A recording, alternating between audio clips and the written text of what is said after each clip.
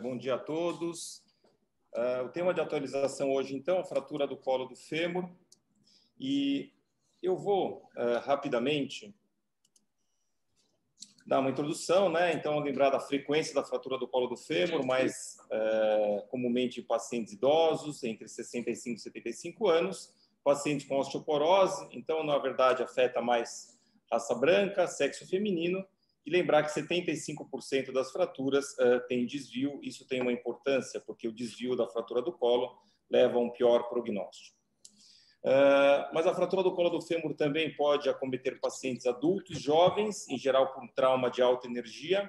E lembrar sempre dessa associação, fratura da diáfise do fêmur com fratura do colo. Então, em 5 a 10% dos casos, o paciente que tem uma fratura da diáfise do fêmur também tem a fratura do colo. Então, sempre prestar atenção no colo do fêmur nessas situações para não deixar passar uma fratura. A vascularização da cabeça do fêmur é sempre problemática nas fraturas do colo. Existe uma taxa que não é desprezível de necrose vascular, mas nós devemos lembrar que a revascularização da cabeça é possível, se não total, muitas vezes parcialmente, desde que nós tenhamos estabilidade mecânica no foco de fratura e um bom contato ósseo, ou seja, a redução anatômica ou mais próximo disso é o mais importante, e a estabilidade no foco para que não haja ou se diminua o risco de necrose vascular da cabeça. Com relação aos exames de imagem, o que nós fazemos atualmente? São radiografias, inicialmente, um AP da bacia, e por que da bacia e não apenas do quadril fraturado? Para que nós tenhamos uma comparação do que é o fêmur normal. O fêmur contralateral dá isso para nós. Qual que é o ângulo cérvico diafisário? Se o paciente já tem um varo ou um valgo constitucional, isso tem importância do ponto de vista de planejamento. O perfil do quadril deve ser feito na forma de cross-table, ou seja, é importante que nós, como médicos, façamos esse perfil. É difícil mandar o técnico de raio-x fazer o perfil, porque normalmente sai um perfil de forma inadequada. E fazer o raio-x em AP, contração e rotação interna. Por quê? Porque isso mimetiza o que nós vamos encontrar na hora de fazer a cirurgia propriamente dita, que é o que nós vamos fazer na hora, tracionar e rodar interno, e ver se essa fratura reduz ou não facilmente através dessas manobras. Nos casos em que o paciente tem uma clínica compatível, mas o raio-x está normal, está indicada uma tomografia ou ressonância magnética. Então, por exemplo, vejam esse caso, a tomografia computadorizada, como ela tem uma sua importância. Aqui uma fratura que no AP parece uma fratura impactada apenas, e o perfil, você tem, aparentemente, não tem uma retroversão da cabeça do fêmur, e quando nós fazemos uma tomografia computadorizada, nós percebemos que a cabeça está retrovertida, ou seja, essa daqui não é uma fratura Garden 1, e sim uma fratura Garden do tipo 3. A ressonância magnética serve, então, para aqueles casos em que o raio-x está normal, a tomo também está normal, mas o paciente tem clínica, tem queixa de dor na virilha após trauma. Então, esse caso, o paciente tem uma dor do lado direito, um raio-x normal, e quando se faz a ressonância magnética, nós podemos ver um edema ósseo significativo. Então, o paciente teve uma fratura do colo do fêmur, só visível através da ressonância magnética. Com relação à classificação, existem várias classificações da fratura do colo do fêmur, classificação de Garden, classificação AO e Powers, vou falar rapidamente delas. Com relação à classificação de Garden, que é a classificação mais comumente utilizada, ela é dividida em 4 tipos. E aqui eu queria chamar a atenção para o Garden tipo 1. O Garden tipo 1, nós vemos muitas vezes nos livros que ele é uma fratura incompleta ou impactada em valgo. E eu tive a oportunidade de ler o artigo original do Garden. E o que ele fala não é isso. Ele fala que a Garden tipo 1 é uma fratura incompleta impactada em valgo. Então, para falarmos em Garden tipo 1, temos que ter essas duas características. Ela tem que ser incompleta e impactada em valgo, e não ou impactada em valgo, como muitos dos livros textos de ortopedia falam para nós. Fratura do tipo 2, uma fratura completa, sem desvio, uma fratura muito rara. Raramente nós temos esse tipo de fratura na prática clínica. Já as fraturas Garden tipo 3, ela é uma fratura com desvio, mas ainda sem continuidade do trabeculado ósseo da cabeça. E a Gardner tipo 4, o desvio é maior, não existe conexão praticamente mais entre a cabeça do fêmur e o resto do fêmur, e aí você tem uma continuidade trabeculada, porque a cabeça está livre para se mover em todas as direções. Na prática, o que se faz, Gardner tipo 1 e 2 sem desvio, Gardner tipo 3 e 4 com desvio, isso dita muito do tratamento que se faz ainda atualmente. Classificação AO, a fratura do colo do fêmur é 31B, e ela pode ser B1 se ela é subcapital, abaixo da cabeça do fêmur, transcervical ou sendo B2, e o tipo B3, uma fratura mais perto da região trocantérica, uma fratura basocervical. A classificação de Pauwels também é importante porque ela dita também tratamento. Lembrar que o Pauwels tipo 1, você tem uma angulação da fratura que facilita a consolidação do osso, né? Angulação de 30 graus. Então, vejam que o risco de pseudoartrose é muito baixo, praticamente zero, e a necrose vascular também é pequena, 13%. Gardner tipo 2, 8% de pseudoartrose e já 30% de necrose vascular. E o pior, a fratura mais instável, mais difícil de tratar, é o Pauwels tipo 3, em que você tem um cisalhamento, né? uma verticalização do traço de fratura no colo. Isso faz com que ele se torne mais instável e mais difícil de tratar, com maior risco, inclusive, de necrose vascular. Muito se falava sobre a capsulotomia. Devemos fazer a capsulotomia quando o paciente chega como um procedimento de urgência para diminuir a pressão dentro da articulação e tentar preservar a cabeça do fêmur? O que nós vimos é que não existe nenhum estudo que realmente afirme categoricamente que a capsulotomia diminui a ocorrência de necrose, então ela atualmente não é realizada na grande maioria dos serviços. Nós vamos falar praticamente só de tratamento cirúrgico aqui, né, da fratura do colo do fêmur, que é a regra. Lembrar que a redução fechada não mudou, continua do mesmo jeito, tração, rotação interna e abdução, mas é importante, no intraoperatório, nós avaliarmos a qualidade da redução. O que é muito importante o paciente ter uma boa redução, até mais de que qual implante nós vamos utilizar para fixar uma fratura do colo. Então, essa aqui é a avaliação de Gardner. Então, nós temos o trabeculado da cabeça, que faz uma angulação com a cortical medial do fêmur. Essa angulação deve ser de 160 graus. Se aceita 180 graus, que seria uma redução em valgo, e não se aceita o varo. É importante isso. Não devemos aceitar o varo na redução da fratura do colo do fêmur. E já no perfil, essa angulação é de 180 graus, o trabeculado da cabeça com o resto da diáfise, sendo que é aceitável até 20 graus para anteversão ou até 20 graus para retroversão, mas que isso não é aceito. Mas essa qualidade da redução por Gardner é muito difícil de você avaliar no intraoperatório com a radioscopia. Então, Lowell fala da qualidade da redução também através desse S, que tem que ser um S suave. Quando você tem esse S suave no colo, tanto no AP quanto no perfil, a redução está adequada. Mas, entretanto, se nós temos esse S, que é mais pontudo, mais proeminente, como nós podemos ver aqui no quadro B, então significa que a redução está inadequada. Quando a redução fechada não é satisfatória, nós devemos partir para a redução aberta. Então, nós, como cirurgiões, devemos estar preparados para a redução aberta.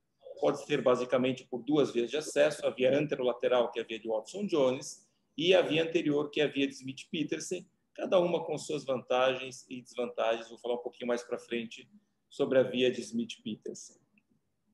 Quando você faz essa redução direta, você usa fios de Kirchner para movimentar a cabeça fêmur, levá-la à redução, fixa depois provisório com outros fios de Kirchner e aí faz a osteossíntese definitiva, quer seja com DHS, quer seja com parafuso canular. Esse aqui é o algoritmo de tratamento clássico que se ensinou, eu aprendi dessa forma, né? Então, paciente abaixo dos 65 anos, independente se a fratura tinha desvio ou não, o tratamento era redução e fixação interna. Paciente acima de 75 anos partia para a artroplastia, quer seja parcial ou total, e aquela idade de entre 65 e 70 anos, que era um limbo, né? Na verdade, alguns faziam osteossíntese e alguns faziam artroplastia. Isso tem mudado atualmente, e eu vou mostrar de que forma. Vamos pensar, então, num paciente mais jovem, com uma fratura do colo do fêmur. O que é utilizado atualmente é a osteossíntese e a maioria dos serviços, a maioria das pessoas fazem parafusos canulados. Em geral, são 3 parafusos canulados, mas lembrar que a fixação com parafusos canulados não é tão simples. Então, também nós temos uma opção de utilização do DHS e o parafuso antirrotacional. E eu vou falar mais para frente quando fazer um, quando fazer o outro, baseado em literatura. Então, esse aqui são os pacientes acima de 70 anos, né? Uma artroplastia parcial, pode ser bipolar, unipolar ou mesmo artroplastia total, aqueles pacientes que têm artrose prévia ou aqueles pacientes idosos que já são mais ativos, né? Então, a gente leva um pouco menos em consideração a idade e um pouco mais a atividade do paciente, o nível de cognição, como ele deambulava antes da própria fratura. E a literatura traz algumas coisas que começam a desafiar essa ideia nossa, né? De até 65 anos faz osteossíntese, 65 a 75 anos é controverso. Então, se você começa a ler alguma coisa na literatura, então vejam que esse trabalho ele é um trabalho dinamarquês, ele é de 2020, na verdade esse trabalho está em andamento, e ele é baseado, na verdade, em 2 outros trabalhos que mostram que nas fraturas sem desvio do colo do fêmur, a hemiartroplastia seria melhor do que a osteossíntese. Isso porque você teria um Harris Hip Score entre 6 meses e 1 ano melhor para a hemiartroplastia, uma taxa de recuperação menor na hemiartroplastia do que na osteossíntese, e mais do que isso, você consegue tirar o paciente idoso mais rápido do leito. Ele consegue andar mais rapidamente, porque, obviamente, ele tem menos dor. Ele não tem mais a fratura para causar dor até que ela consolide. Então, pensar, né? Será que nas fraturas Gardner tipo 2, aquela fratura completa, sem desvio, será que não seria melhor fazer uma prótese do que fazer a osteossíntese?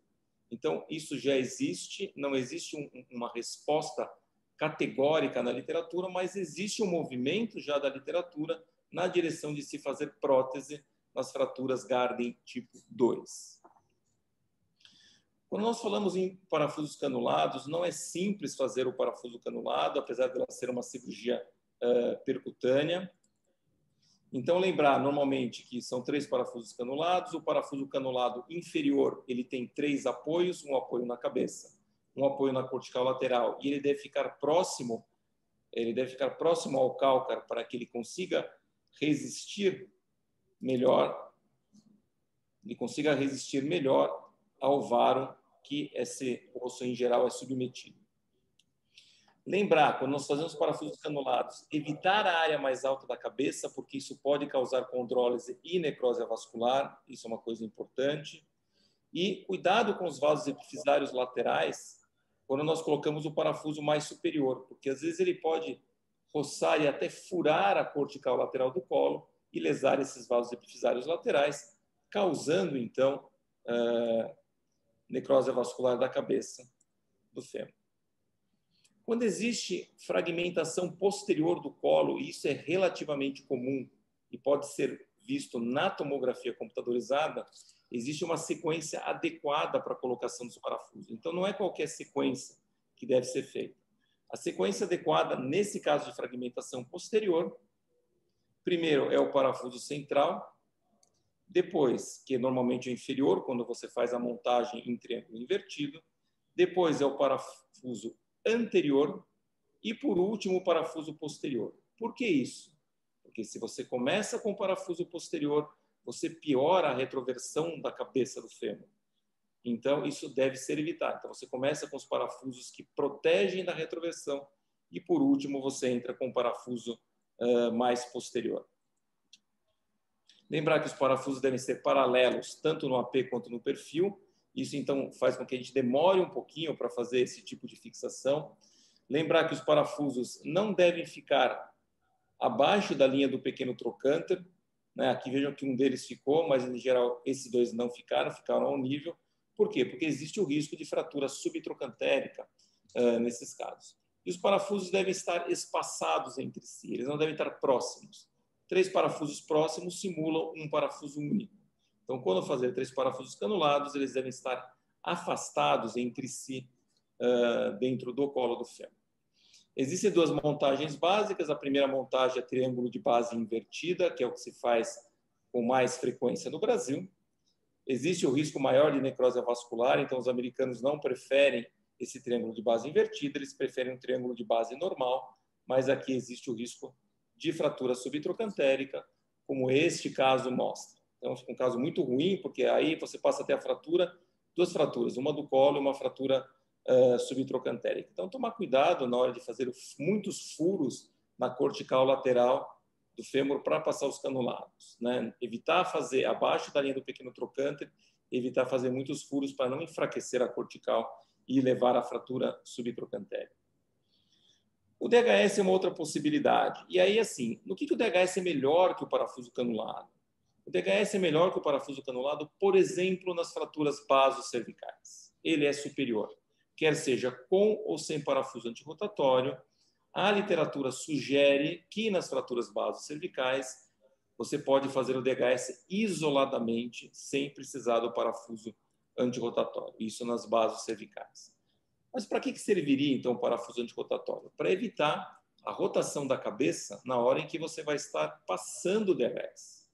Quando você passa o DHS, o torque é muito alto e você pode rodar a cabeça em relação à diáfise. Para evitar isso, você usa o parafuso antirrotatório, mas você também pode utilizar fios de Kirchner, fixação provisória com 2, 3 ou 4 fios de Kirchner de calibre grande, para evitar esse problema no intraoperatório. Lembrar que quando nós utilizamos o DHS e o antirrotatório, o TAD, né, também chamado Tip Apex Distance, não serve, porque você tem que deixar o parafuso DHS mais distal para dar o espaço para passar o parafuso antirrotatório. Outra vantagem do DHS em relação aos 3 parafusos canulados. Quando existe uma comunicação posterior do colo significativa, o DHS vai melhor que os 3 parafusos canulados. Então, essa seria a segunda vantagem do DHS em relação aos canulados. Quando nós temos aquela fratura Powell's 3, né, que você tem um traço vertical, como nós podemos ver nesta imagem, você começa de forma diferente a sequência dos parafusos canulados. O primeiro parafuso é perpendicular ao foco de fratura e os outros 2 parafusos são paralelos ao colo do fêmur.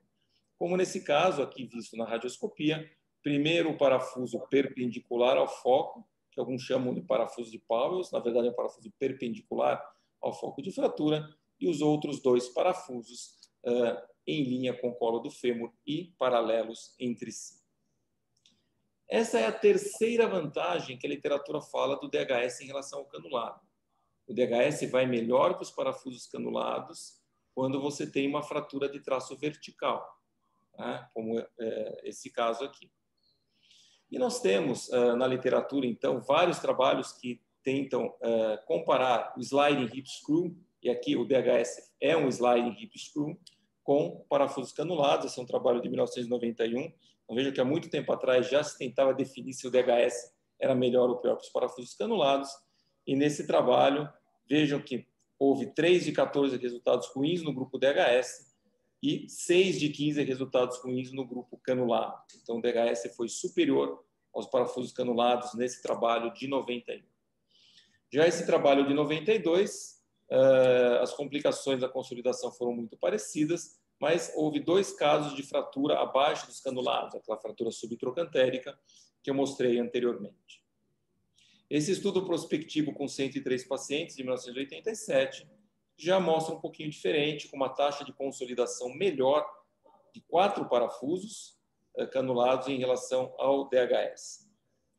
Essa aqui é uma meta-análise com 4 artigos. que mostra uma taxa de reoperação igual entre slide hip screw e parafusos canulados.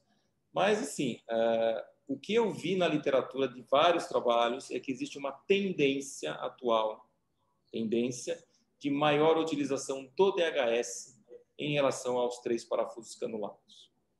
Isso daí é estatisticamente significativo? Ainda não, mas existe uma tendência de utilização do DHS. Uma outra forma que nós temos, que essa sim é mais recente, de tratar essas fraturas do colo do fêmur, é a placa de suporte medial no colo associado aos parafusos canulados. Então, veja que é um trabalho do Injury, de 2017, um trabalho recente. É um trabalho que pegou 27 pacientes jovens, abaixo de 60 anos, todos Powell's 3. Com essa placa medial e parafuso canulado, 89% de consolidação sem encurtamento do colo, o que é uma coisa muito importante. Houve falha do implante apenas em 3 casos e em nenhum caso houve necrose avascular. Quando então nós fazemos essa placa de suporte medial no colo, a via de acesso é uma via anterior para a redução da fratura e a colocação da placa. Se nós vamos colocar uma placa medial por uma via de acesso anterior, isso nos obriga a, depois de reduzida a fratura e fixado o provisório com fio de Kirchner, nós temos que fletir o joelho e fletir e rodar externo o quadril o máximo possível.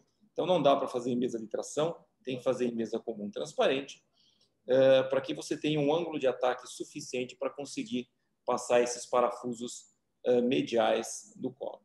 Esse aqui é um exemplo, uma fratura do colo do fêmur. Aqui é a utilização, então, da placa medial. Vejam que aqui ela está bem medial no AP e no perfil ela está posterior, então ela está posterior-medial aqui.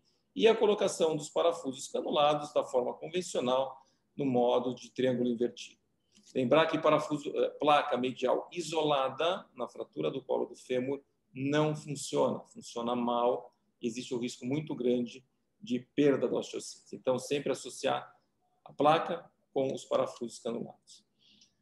Esse aqui é um dos casos de falha de osteossíntese que o artigo mostra. Então, vejam aqui o recuo dos parafusos canulados, fratura, né, quebra dos parafusos da placa e um encurtamento do colo do fêmur. Então, é uma falha de osteossíntese aqui que, felizmente, foi pequena, né? Só 3 de 27 casos tiveram essa falha de osteossíntese. Esse é um caso que nós tivemos há mais ou menos 3 semanas atrás, no grupo de oncologia ortopédica, foi operado pelo Dr. Ferrari. Era uma fratura patológica do colo por displasia fibrosa. Então, traço vertical. Depois de muita discussão do que fazer com esse caso, nós optamos exatamente por uma placa medial mais parafusos laterais. Então, vejo aqui uma placa terço de tubo medial, está bem medial aqui nesse caso, e a colocação dos 3 parafusos, e aí naquela montagem para traço vertical, um parafuso perpendicular ao foco de fratura e 2 parafusos mais paralelos ao colo. Ainda está num pós-operatório recente, está evoluindo bem, obviamente nós não temos ainda consolidação, pelo tempo ainda que não foi suficiente para consolidar a fratura do colo. As osteossínteses têm complicações, como todos sabem, perda da redução, não união. E aí, então, nesses casos, né, nós temos que pensar, bom, se a osteossíntese tem complicações, por que não partir, então, para as próteses? Né? Não só naqueles pacientes mais idosos, onde a prótese já tem uma função bastante já apropriada, mas naqueles casos de pacientes um pouco mais jovens. Então, existem vários trabalhos que comparam a artroplastia com a osteossíntese. Essa é uma meta-análise de 14 trabalhos. É uma meta-análise mais antiga. E é aquele ensino clássico, né? A artroplastia tem maior mortalidade, menos risco de revisão do que a osteossíntese. Em compensação, a osteossíntese tem menor sangramento do que a artroplastia. O problema é que as artroplastias melhoraram com o passar do tempo. Né? Os cuidados clínicos melhoraram, então os pacientes eles morrem menos do que há 20 anos atrás, no perioperatório. A presença das próteses sem cimento diminuiu aquela complicação tão temida de óbito no intraoperatório por causa da polimerização do cimento. O polietileno é de melhor qualidade, isso permite que a prótese dure mais tempo, que as cabeças sejam de maior diâmetro. Atualmente se usa com muita frequência cabeça 32 ou até 36, Antes se usava a cabeça 28, isso diminui o risco de luxação e atualmente o acetábulo de dupla mobilidade também diminui o risco de luxação da prótese. Então as próteses melhoraram. E por elas terem melhorado, elas tomaram um pouquinho do campo das artroplastias. Então aqui, na artroplastia parcial versus total, com o e sem cimento. Lembrar que os trabalhos mostram, quando nós comparamos a artroplastia parcial com a artroplastia total, vejam que obviamente a luxação é mais frequente com a artroplastia total, mas já nessa avaliação de 2010, aqui nessa meta-análise da Cochrane, alguma evidência de que a prótese total leva a melhor resultado funcional do que a prótese parcial. E existem outros trabalhos, esse trabalho também de 2010, prótese total versus prótese parcial, mostra que a TQ menor risco de operação que a parcial, melhor resultado funcional e um risco levemente maior apenas de luxação e complicações gerais do que a parcial. Então, existe um movimento na literatura em se fazer mais prótese total do que prótese parcial. Umas coisas que nós podemos utilizar para avaliação, né? O paciente que tem uma boa cognição, ele se beneficia mais de uma prótese total. Aquele com uma cognição ruim se beneficiaria mais de uma prótese parcial ou mesmo monopolar. Pacientes ativos, prótese total. Paciente pouco ou nada ativos, prótese parcial ou monopolar. Com relação à expectativa de vida ou muita comorbidade, baixa expectativa de vida, tendência maior à prótese parcial. Pacientes com muitas comorbidades, nós temos também a tendência maior a fazer próteses parciais. Com relação à ortoplastia cimentada versus sem cimento, a maioria das artroplastias atualmente para a fratura do colo é feita sem cimento, a não ser que seja um DOR do tipo C, que nós podemos utilizar próteses cimentadas. Não, mas assim, a maioria das vezes dá para fazer prótese sem cimento, sem maiores problemas. Lembrar que quando nós temos uma artrose coxo-femoral prévia, aí nós tendemos a fazer, obviamente, a artroplastia total, e ao contrário da parcial. Uma outra coisa importante que a literatura vem trazendo, veja que esse é o trabalho do Injury de 2020. Desse ano, ele não foi publicado ainda, ele está para ser publicado. A questão toda é o seguinte: será que nas fraturas Gardner tipo 1 nós devemos tentar reduzir? O que se ensinava é que Gardner tipo 1 não se reduz, fixa in situ e deixa. Mas já existem trabalhos que mostram que quando nós temos um valgo importante, maior do que 15 graus, talvez seja melhor reduzir, melhorar este valgo. Então, esse trabalho mostra que um ano de pós-operatório, vejam que o grupo redução foi melhor do que o grupo fixação in situ. Né? Veja, outra coisa, o Harry Hip Score em 1 ano e 2 anos foi significativamente melhor no grupo redução do que no grupo fixação in situ. Então, isso é de um trabalho de 2020, mas, como eu disse, existem já tendências naqueles casos, veja aqui, isso aqui é uma fixação in situ de um valgo acima de 15 graus. Versus um valgo também importante, aqui a redução do valgo excessivo, um alinhamento melhor do colo do fêmur e a fixação, vejam aqui, com parafusos canulados já melhorando esse valgo excessivo. Então, existe também um movimento da literatura para que naqueles valgos importantes, acima de 15 graus, se tente sim uma redução para melhorar esse valgo. Isso teria vantagens na literatura. O acetábulo de dupla mobilidade, ele já mostra em alguns trabalhos também que a taxa de luxação foi significativamente menor no grupo dupla mobilidade em relação ao grupo prótese total de quadril convencional, mostrando então a evolução que nós temos nas artroplastias. Então, o que eu posso falar em resumo, né? Fratura Gardner tipo 1, ainda a fixação in situ com canulados, mas lembrar que a literatura já tende a falar alguma coisa de redução se o valgo for excessivo.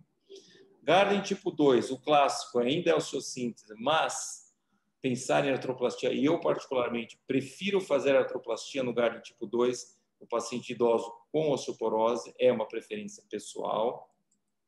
O DHS é melhor do que os parafusos canulados em algumas situações, Powell's tipo 3, osteoporose severa, fraturas basocervicais e diminuição posterior importante do colo.